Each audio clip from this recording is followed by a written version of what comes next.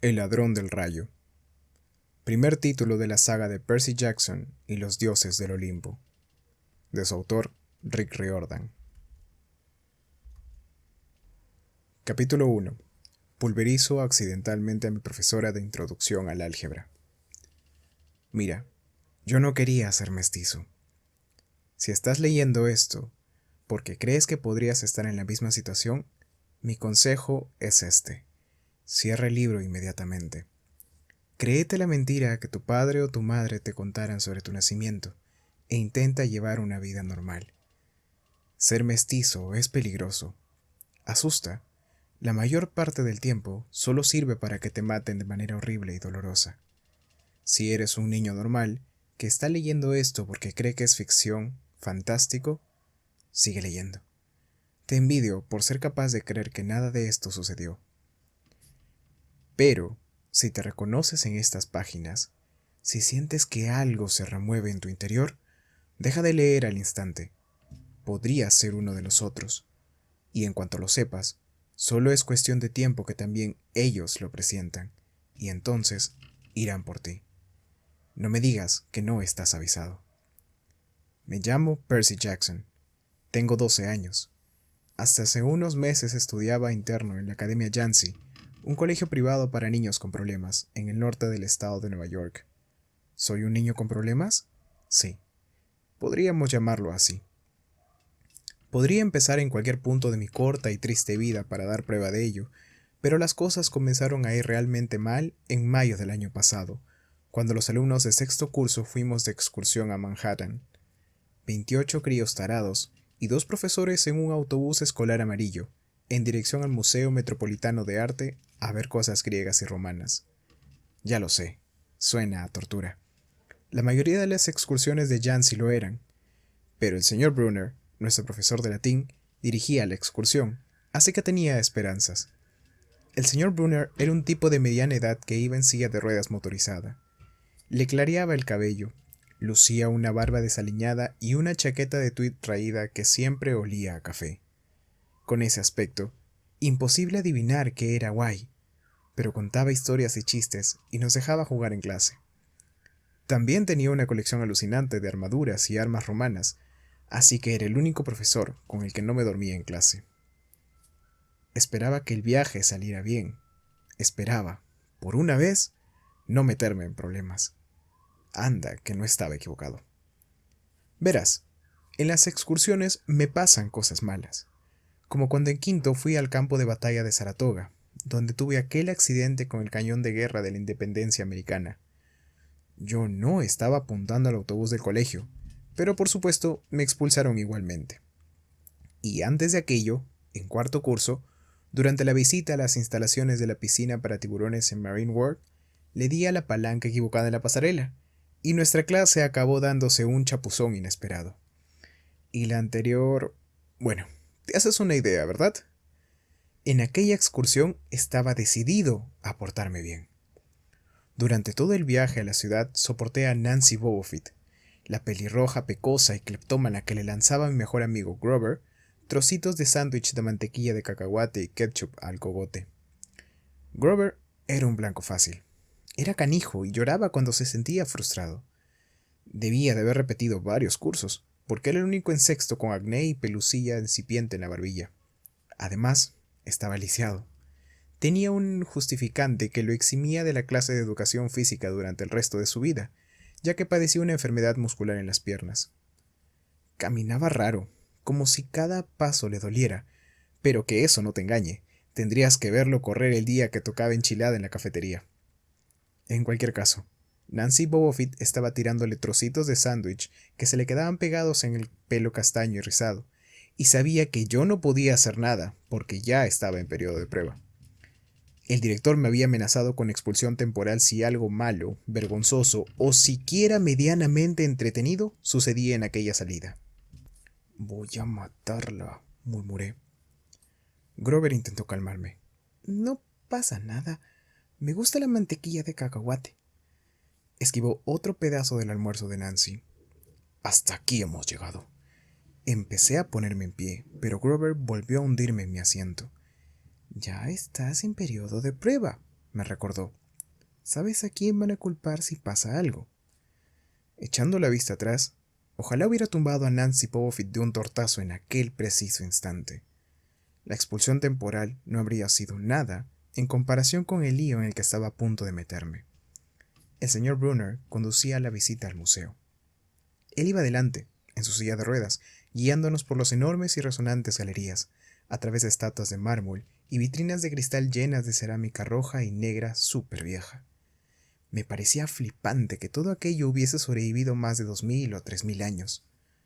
Nos reunió alrededor de una columna de piedra de casi 4 metros de altura, con una gran esfinge encima, y empezó a contarnos que había sido un monumento mortuorio, una estela, de una chica de nuestra edad. Nos habló de los relieves de sus costados. Yo intentaba prestar atención, porque parecía realmente interesante, pero los demás hablaban sin parar, y cuando les decía que se callaran, la otra profesora acompañante, la señora Dodds, me miraba mal. La señora Dodds era una profesora de matemáticas procedente de Georgia, que siempre llevaba cazadora de cuero, aunque era menuda y rondaba los 50 años. Tenía un aspecto tan fiero que parecía dispuesta a plantarle la Harley en la taquilla. Había llegado a Yancey a mitad del curso, cuando nuestra anterior profesora de matemáticas sufrió un ataque de nervios. Desde el primer día, la señora Dodds adoró a Nancy Pobovic, y a mí me clasificó como un engendro del demonio. Me señalaba con un dedo retorcido y me decía, «Y ahora, cariño», súper dulce, y yo sabía que a continuación me castigaría a quedarme después de clase. Una vez, tras haberme obligado a borrar respuestas de viejos libros de ejercicios de matemáticas hasta medianoche, le dije a Grover que no creía que la señora Dodds fuera humana. Se quedó mirándome, muy serio, y me respondió, «Tienes toda la razón». El señor Brunner seguía hablando del arte funerario griego. Al final, Nancy Pobovic se burló de una figura desnuda cincelada en la estela y yo le espeté. «¿Te quieres callar?». Me salió más alto de lo que pretendía. El grupo entero soltó risitas y el profesor interrumpió su disertación. «Señor Jackson», dijo, «¿tiene algún comentario que hacer?». Me puse como un tomate y contesté, «No, señor». El señor Brunner señaló una de las imágenes de la estela. «A lo mejor puede decirnos qué representa esa imagen». Miré el relieve y sentí alivio porque de hecho lo reconocía. «Ese es Cronos devorando a sus hijos, ¿no?». «Sí», repuso él. «E hizo tal cosa por...». Bueno... escarbé en mi cerebro. Cronos era el rey dios y... ¿Dios? Titán, me corregí. Y no confiaba en sus hijos, que eran dioses. Así que Cronos... se los comió, ¿no? Pero su mujer escondió al pequeño Zeus y le dio a cambio una piedra. Y después, cuando Zeus creció, engañó a su padre para que vomitara a sus hermanos y hermanas. ¡Puah!, dijo una chica a mis espaldas. Así que hubo una gran lucha entre dioses y titanes, proseguí, y los dioses ganaron. Algunas risitas. Detrás de mí, Nancy Pobovic cuchicheó con una amiga. «Menudo rollo. ¿Para qué va a servirnos en la vida real? Ni que en nuestras solicitudes de empleo fuera a poner, por favor explique por qué Cronos se comió a sus hijos». «¿Y para qué, señor Jackson?», insistió Brunner, parafraseando la excelente pregunta de la señorita Pobovic. «¿Hay que saber esto en la vida real?». «Te han pillado», murmuró Grover. «Cierra el pico», sisió Nancy, con la cara aún más roja que su pelo. Por lo menos habían pillado también a Nancy. El señor Brunner era el único que la sorprendía diciendo maldades. Tenía radares por orejas. Pensé en su pregunta y me encogí de hombros. «No lo sé, señor». «Ya veo». Brunner pareció decepcionado. «Bueno, señor Jackson, ha salido medio airoso. Es cierto que Zeus le dio a Cronos una mezcla de mostaza y vino que le hizo expulsar a sus otros 5 hijos, que al ser dioses inmortales habían estado viviendo y creciendo sin ser digeridos en el estómago del titán. Los dioses derrotaron a su padre, le cortaron en pedazos con su propia hoz y desperdigaron los restos por el Tártaro, la parte más oscura del inframundo. Bien, ya es hora del almuerzo. Señora Dodds, ¿podría conducirnos a la salida? La clase empezó a salir, las chicas conteniéndose el estómago, y los chicos a empujones y actuando como merluzos. Grover y yo nos disponíamos a seguirlos cuando el profesor exclamó: «¡Señor Jackson!». Lo sabía. Le dije a Grover que se fuera y me volví hacia Brunner. «¿Señor?». Tenía una mirada que no te dejaba escapar, ojos castaño intenso que podrían tener 1000 años y haberlo visto todo. «Debes aprender la respuesta a mi pregunta», me dijo. «¿La de los titanes?». «La de la vida real, y también cómo se aplica ella a tus estudios». «Ah». «Lo que vas a aprender de mí es de importancia vital. Espero que lo trates como se merece. Solo voy a aceptar de ti lo mejor, Percy Jackson». Quería enfadarme, pues aquel tipo sabía cómo presionarme de verdad. Verás, quiero decir que sí, que molaban los días de competición, esos en que se disfrazaba con armadura romana y gritaba «¡Adelante!» y nos desafiaba, espada contra tiza, a que corriéramos a la pizarra y nombráramos a todas las personas griegas y romanas que vivieron alguna vez, a sus madres y a los dioses que adoraban.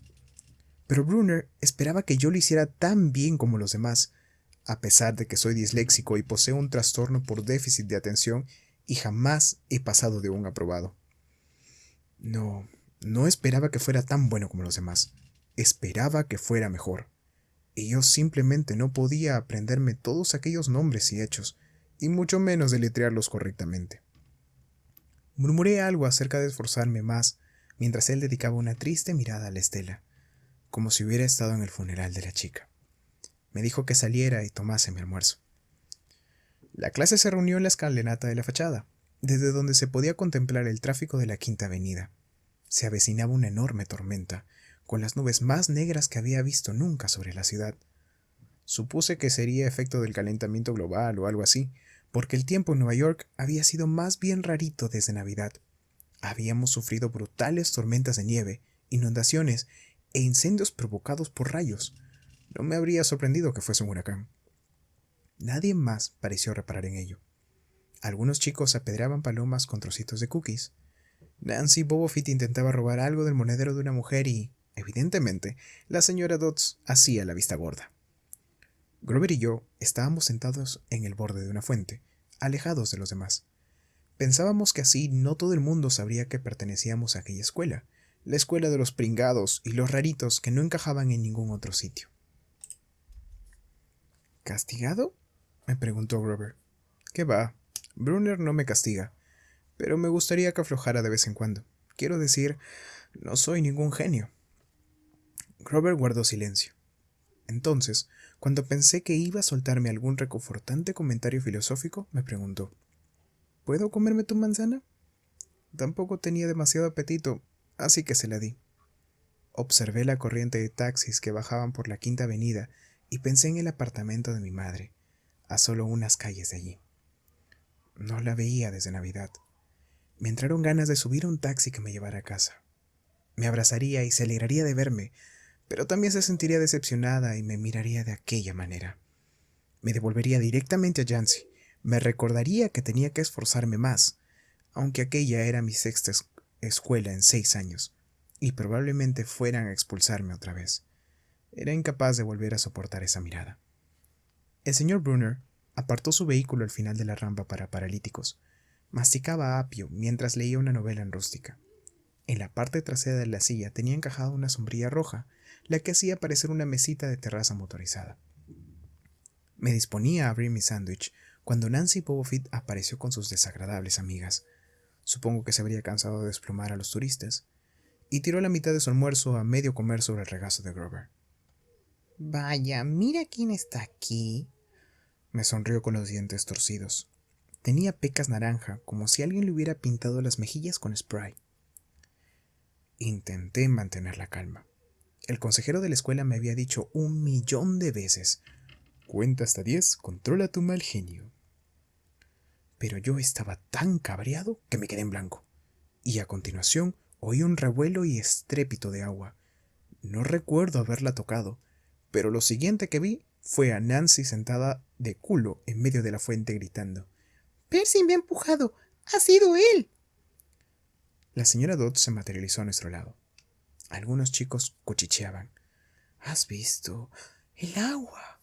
La ha arrastrado. No sabía de qué hablaban, pero sí sabía que había vuelto a meterme en problemas.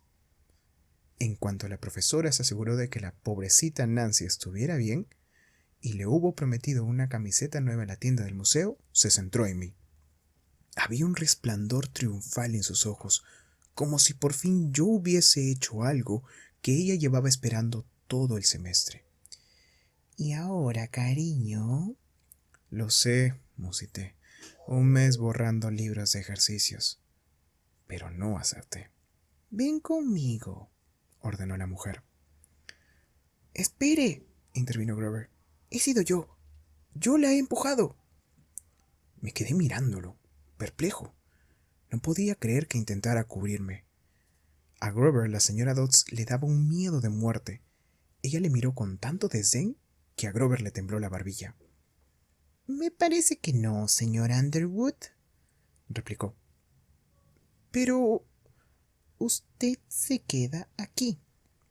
Grover me miró con desesperación. No te preocupes, le dije. Gracias por intentarlo. Bien, cariño, ladró la profesora. ¡En marcha! Nancy Bobofit dejó escapar una risita. Yo le lancé mi mirada de luego te asesino y me volví dispuesto a enfrentarme a aquella bruja, pero ya no estaba allí. Se hallaba en la entrada del museo, en lo alto de la escalinata, dándome prisas con gestos de impaciencia. ¿Cómo había llegado allí tan rápido? Suelo tener momentos como ese, cuando mi cerebro parece quedarse dormido, y lo siguiente que ocurre es que me he perdido de algo, como si una pieza de puzzle se hubiera caído del universo y me dejara mirando el vacío detrás. El consejero del colegio me dijo que era una consecuencia del THDA, trastorno hiperactivo del déficit de atención. Mi cerebro malinterpretando las cosas. Yo no estaba tan seguro. Me dirigí hacia la señora Dodds. A mitad de camino me volví para mirar a Grover. Estaba pálido, dejándose los ojos entre el señor Brunner y yo, como si quisiera que éste reparara en lo que estaba sucediendo, pero Brunner seguía absorto en su novela. Miré de nuevo hacia arriba. La muy bruja había vuelto a desaparecer. Ya estaba dentro del edificio, al final del vestíbulo. Vale, pensé. Me obligará a comprarle a Nancy una camiseta nueva en la tienda de regalos. Pero al parecer, no era ese el plan. Nos adentramos en el museo. Cuando por fin la alcancé, estábamos de nuevo en la sección grecorromana. Salvo nosotros, la galería estaba desierta. Ella permanecía de brazos cruzados frente a un enorme friso de mármol de los dioses griegos. Había un ruido muy raro con la garganta, como si gruñera. Pero incluso sin ese ruido, yo habría estado nervioso. Ya es bastante malo quedarse a solas con un profesor, no digamos con la señora Dodds. Había algo en la manera en que miraba el friso, como si quisiera pulverizarlo. ¿Has estado dándonos problemas, cariño?, dijo. Opté por la opción segura y respondí: sí, señora. Se estiró los puños de la cazadora de cuero. ¿Creías realmente que te saldrías con la tuya? Su mirada iba más allá del enfado. Era perversa. Es una profesora, pensé nervioso, así que no puede hacerme daño. Me esforzaré más, señora, dije. Un trueno sacudió el edificio. No somos idiotas, Percy Jackson, prosiguió ella. Descubrirte solo era cuestión de tiempo. Confiesa y sufrirás menos dolor. ¿De qué hablaba? ¿Quizá los profesores habían encontrado el alijo ilegal de caramelos que vendía en mi dormitorio? ¿O quizás habían dado cuenta de que había sacado la redacción sobre Tom Sawyer de internet sin leerme siquiera el libro y ahora iban a quitarme la nota? ¿O peor aún, me harían leer el libro? ¿Y bien?, insistió. Señora, yo no... Se te ha acabado el tiempo, sisió entre dientes. Entonces ocurrió la cosa más rara del mundo. Los ojos empezaron a brillarle como carbones en una barbacoa. Se le alargaron los dedos y se transformaron en garras. Su cazadora se derritió hasta convertirse en enormes alas coriáceas. Me quedé estupefacto. Aquella mujer no era humana. Era una criatura horripilante con alas de murciélago, zarpas y la boca llena de colmillos amarillentos, y quería hacerme trizas. Y de pronto, las cosas se tornaron aún más extrañas. El señor Brunner, que un minuto antes estaba fuera del museo, apareció en la galería y me lanzó un bolígrafo. «¡Agárralo, Percy!», gritó. La señora Dodds se abalanzó sobre mí. Con un gemido la esquivé y sentí sus garras rasgar el aire junto a mi oreja. Atrapé el bolígrafo al vuelo y en ese momento se convirtió en una espada. Era la espada de bronce del señor Brunner, la que usaba el día de las competiciones. La señora Dodds se volvió hacia mí con una mirada asesina. Mis rodillas parecían de gelatina y las manos me temblaban tanto que casi se me cae la espada. ¡Muere, cariño!, rugió y voló directamente hacia mí. Me invadió el pánico e instintivamente blandí la espada. La hoja de metal le dio en el hombro y atravesó su cuerpo como si estuviera relleno de aire. La señora Dodds explotó en una nube de polvo amarillo y se volatilizó en el acto, sin dejar nada aparte de un intenso olor a azufre, un alarido moribundo y un frío malvado alrededor, como si sus ojos encendidos siguieran observándome. Estaba solo, y en mi mano solo tenía un bolígrafo. El señor Brunner había desaparecido. No había nadie excepto yo. Aún me temblaban las manos. Mi almuerzo debía de estar contaminado con hongos alucinógenos o algo así. ¿Me lo había imaginado todo? Regresé fuera. Había empezado a lloviznar. Grover seguía sentado junto a la fuente, con un mapa del museo extendido sobre su cabeza. Nancy Bobofit también estaba allí, aún empapada por su bañito en la fuente, cuchicheando con sus compinches. Cuando me vio, me dijo: «Espero que la señora Kerr te haya dado unos buenos azotes en el culo». «¿Quién?», pregunté. «Nuestra profesora lumbrera». Parpadeé. No teníamos ninguna profesora que se llamara así. Le dije de qué estaba hablando, pero ella se limitó a poner los ojos en blanco y darse la vuelta. Le pregunté a Grover por la señora Dodds. «¿Quién?», preguntó, y como vaciló un instante y no me miró a los ojos, pensé que pretendía tomarme el pelo. «No es gracioso, tío», le dije. «Esto es grave». Resonaron truenos sobre nuestras cabezas. El señor Brunner seguía sentado bajo su sombrilla roja, leyendo su libro, como si no se hubiera movido. Me acerqué a él. Levantó la mirada algo distraído. «Ah, mi bolígrafo. Le agradecería, señor Jackson, que en el futuro trajera su propio utensilio de escritura». Se lo tendí.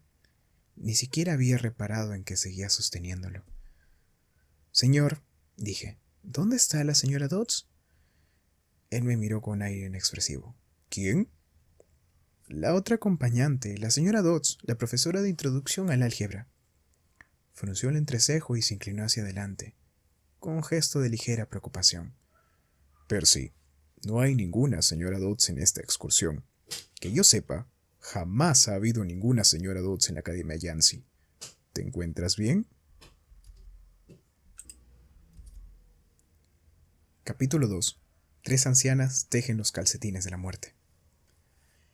Estaba acostumbrado a tener experiencias raras de vez en cuando, pero solían terminar pronto. Aquella alucinación 24 horas al día, 7 días a la semana, era más de lo que podía soportar.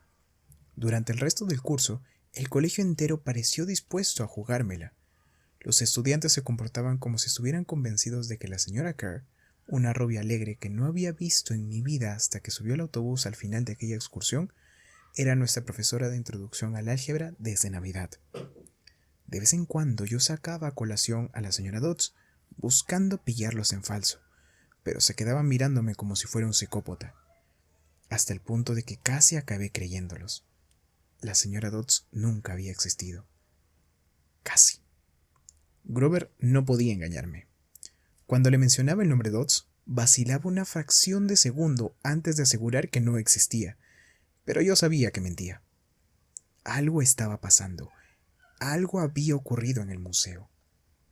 No tenía demasiado tiempo para pensar en ello durante el día, pero por la noche las terribles visiones de la señora Dodds con garras y alias coreáceas me despertaban entre sudores fríos. El clima seguía enloquecido, cosa que no mejoraba mi ánimo. Una noche, una tormenta reventó las ventanas de mi habitación. Unos días más tarde, el mayor tornado que se recuerda en el valle del Hudson pasó a solo 80 kilómetros de la Academia Yancey. Uno de los sucesos de actualidad que estudiamos en la clase de sociales fue el inusual número de aviones caídos en el Atlántico aquel año. Empecé a sentirme malhumorado e irritable la mayor parte del tiempo. Mis notas bajaron de insuficiente a muy deficiente. Me peleé más con Nancy Boffitt y sus amigas, y en casi todas las clases acababa castigado en el pasillo. Al final, cuando el profesor de inglés, el señor Nicole, me preguntó por millonésima vez cómo podía ser tan perezoso que ni siquiera estudiaba para los exámenes de deletrear, salté. Le llamé viejo ebrio.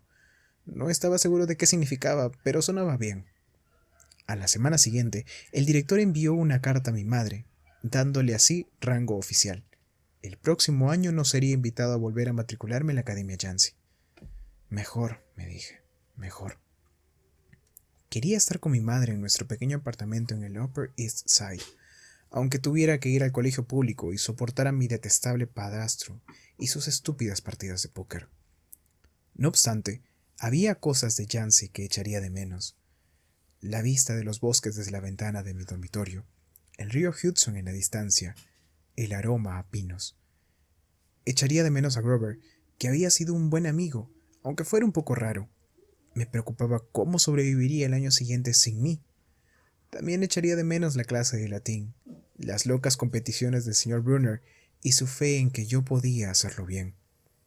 Se acercaba la semana de exámenes y solo estudié para su asignatura. No había olvidado lo que Brunner me había dicho sobre aquella asignatura. Era para mí una cuestión de vida o muerte. No sabía muy bien por qué, pero el caso es que empecé a creerlo. La tarde antes de mi examen final, me sentí tan frustrado que lancé mi guía de Cambridge de mitología griega al otro lado del dormitorio. Las palabras habían empezado a desmadrarse en la página, a dar vueltas en mi cabeza y realizar giros chirriantes como si montaran en monopatín. No había manera de recordar la diferencia entre Quirón y Caronte, entre Polidectes y Polideuces. ¿Y conjugar los verbos latinos? Imposible. Me paseé por la habitación a zancadas, como si tuviera hormigas dentro de la camisa. Recordé la seria expresión de Brunner, su mirada de 1000 años. Solo voy a aceptar de ti lo mejor, Percy Jackson.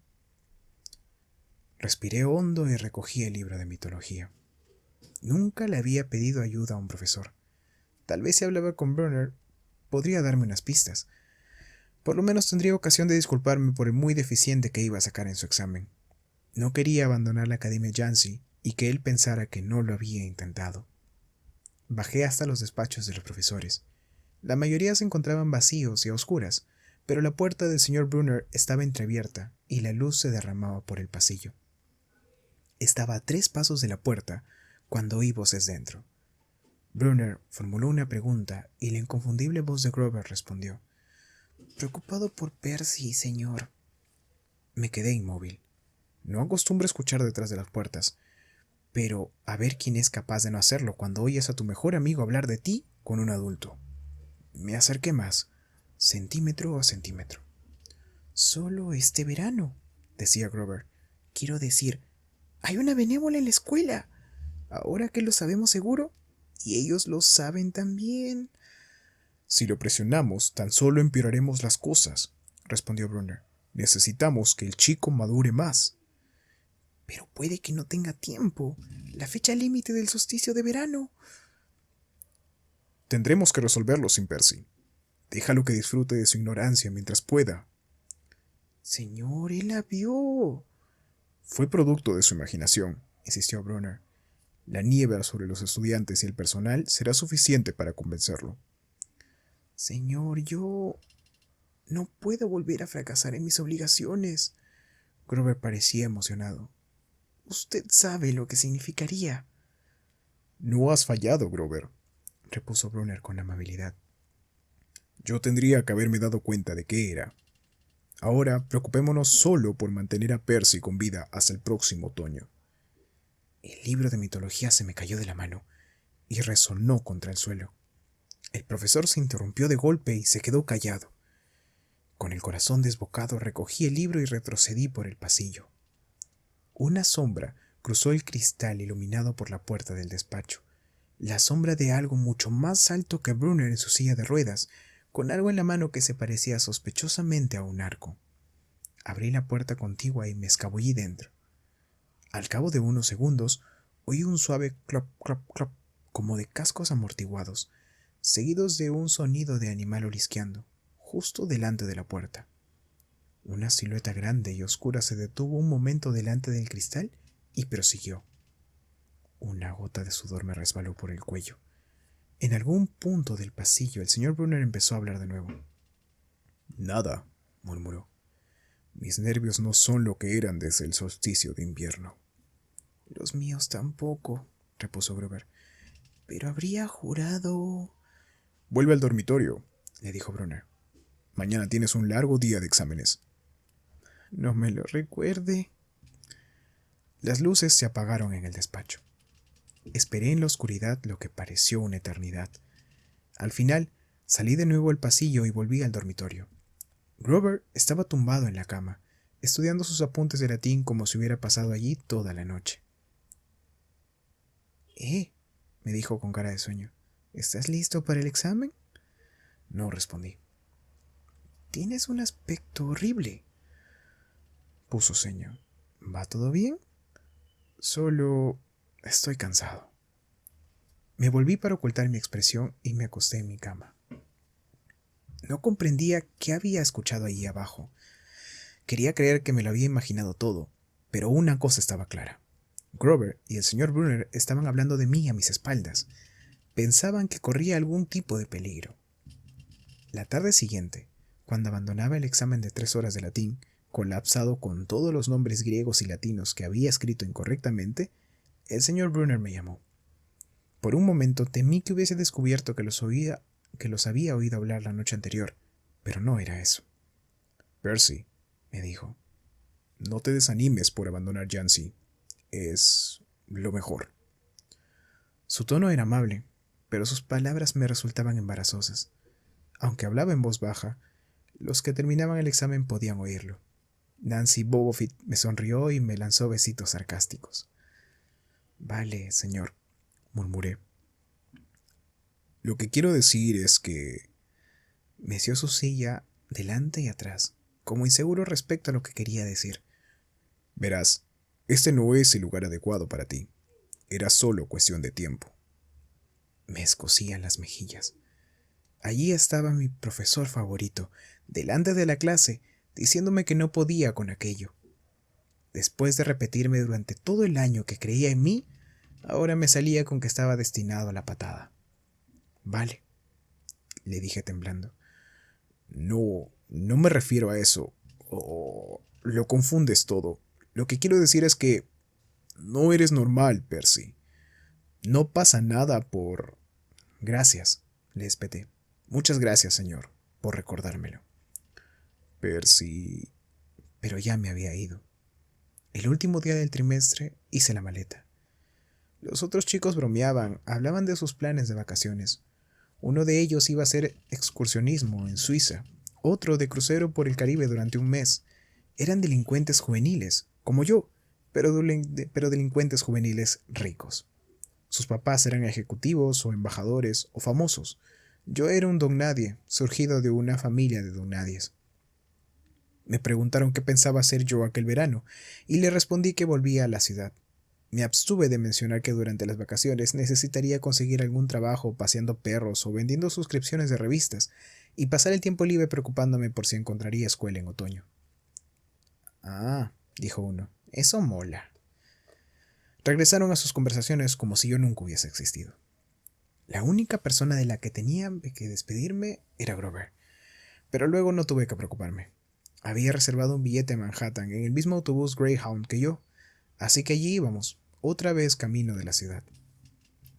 Grover no paró de escudriñar el pasillo todo el trayecto, observando al resto de pasajeros. Reparé entonces en que siempre se comportaba de manera nerviosa e inquieta cuando abandonábamos Yancy, como si temiese que ocurriera algo malo. Antes suponía que le preocupaba que se metieran con él, pero en aquel autobús no iba nadie que pudiera meterse con él. Al final no pude aguantarme y le dije: ¿buscas benévolas? Grover casi pegó un brinco. ¿Qué? ¿Qué quieres decir? Le conté que los había escuchado hablar la noche antes del examen. Le tembló un párpado. ¿Qué oíste?, preguntó. Oh, no mucho. ¿Qué es la fecha límite del solsticio de verano? Mira, Percy, se estremeció. Solo estaba preocupado por ti, ya sabes, por eso de que alucinas con profesoras de matemáticas diabólicas. Grover. Le dije al señor Brunner que a lo mejor tenías demasiado estrés o algo así, porque no existe ninguna señora Dodds y... Grover, como mentiroso no te ganarías la vida. Se le pusieron las orejas coloradas. Sacó una tarjeta mugrienta del bolsillo de su camisa. Mira, toma esto, ¿de acuerdo? Por si me necesitas este verano. La tarjeta tenía una tipografía mortal para mis ojos disléxicos, pero al final conseguí entender algo parecido a Grover Underwood, guardián, Colina Mestiza, Long Island, Nueva York, 800-009-0009. ¿Qué es Colina Mes? ¡No lo digas en voz alta!, musitó. Es mi dirección estival. Menuda decepción. Grover tenía residencia de verano. Nunca me había parado a pensar que su familia podía ser tan rica como las demás de Jancy. Vale, contesté alicaído. Ya sabes, suena como a invitación a visitar tu mansión. Asintió. O por si me necesitas. ¿Por qué iba a necesitarte? Lo pregunté con más rudeza de la que pretendía. Grover tragó saliva. Mira, Percy, la verdad es que yo... Bien, digamos que tengo que protegerte. Lo miré fijamente, atónito. Había pasado todo el año peleándome, manteniendo a los abusones alejados de él. Había perdido el sueño preocupándome por qué sería de él cuando yo no estuviera. Y allí estaba él, muy caradura, comportándose como si fuese mi protector. Grover, le dije, ¿de qué crees que tienes que protegerme exactamente? Se produjo un súbito y chirriante frenazo, y empezó a salir un humo negro y acre del salpicadero. El conductor maldijo a gritos, y a duras penas logró detener el Greyhound en el arcén. Bajó presuroso y se puso a aporrear y toquetear el motor, pero al cabo de unos minutos anunció que teníamos que bajar. Nos hallábamos en mitad de una carretera normal y corriente, un lugar en el que nadie se fijaría de no sufrir una avería. En nuestro lado de la carretera solo había arces y los desechos arrojados por los coches. En el otro lado, cruzando los 4 carriles de asfalto resplandeciente por el calor de la tarde, un puesto de frutas de los de antes. La mercancía tenía una pinta fenomenal. Cajas de cerezas rojas como la sangre, y manzanas, nueces y albaricoques, jarras de sidra y una bañera con patas de garra llena de hielo. No había clientes, solo 3 ancianas sentadas en mecedoras a la sombra de un arce, tejiendo el par de calcetines más grande que he visto nunca. Me refiero a que tenían el tamaño de jerseys, pero eran claramente calcetines. La de la derecha tejía uno, la de la izquierda otro. La del medio sostenía una enorme cesta de lana azul eléctrico.